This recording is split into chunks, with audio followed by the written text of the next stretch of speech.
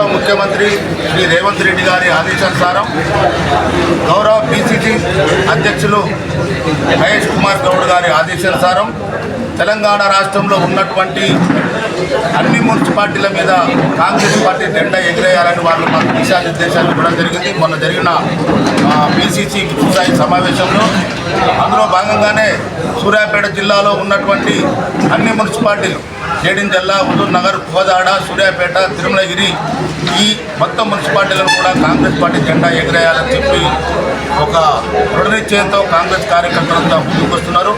ప్రధానంగా సూర్యాపేట మున్సిపాలిటీలో ఖచ్చితంగా 3 రంగుల జెండా ఎగిరేయాలని చెప్పి కార్యకర్తలు పెద్ద ఎత్తున కూడా ఇవాళ దరఖాస్తు ఫారాలు తీసుకున్నారు.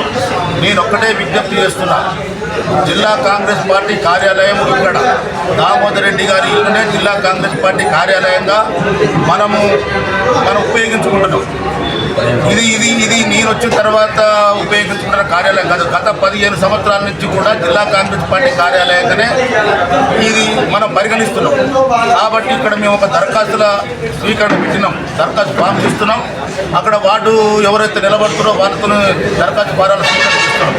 కానీ బయట చేసే దరఖాస్తులు, బయట చేసే మీటింగులకు, బయట చేసే దరఖాస్తులకు ఎలాంటి అది ఉండదు, పరిశీలన ఉండకపోవచ్చు 100%. ఎందుకంటే జిల్లా కాంగ్రెస్ పార్టీ కార్యాలయంలోనే దరఖాస్తు చేసుకోవాలి ఎవరైనా సరే.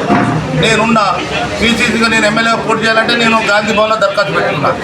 మరి ఇవాళ ఒక రకంగా పార్టీని ఇబ్బంది పెట్టే ప్రయత్నం ఎవ్వరు కూడా చేయొద్దని ఈ సందర్భంగా గుర్తు చేస్తున్నా.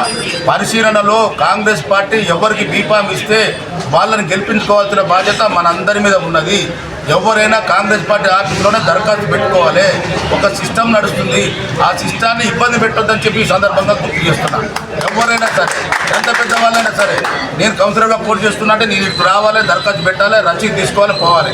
ఎలాంటి రుసుము లేదు, ఎవరికాడ పైసలు తీసుకునేది లేదు, ఎవరిని ఇబ్బంది పెట్టేది లేదు.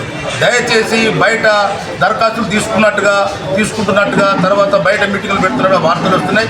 దయచేసి ఆ రకమైనటువంటి పరిస్థితి ఎవరు చేయకూడదు, అట్లాంటి చెల్లవు కూడా. ఎందుకంటే ఇదంతా మనకు ఒక కమిటీ వస్తుంది, మనందరం సీనియర్ నాయకులు అందరం కూర్చొని కూడా మున్సిపాలిటీల మీద 3 రంగుల జెండా ఎగిరేద్దాం. అందుకని దయచేసి ఎవరు కూడా అలాంటి కార్యక్రమాలు చేయొద్దని చెప్పి ఈ సందర్భంగా గుర్తు చేస్తున్నా.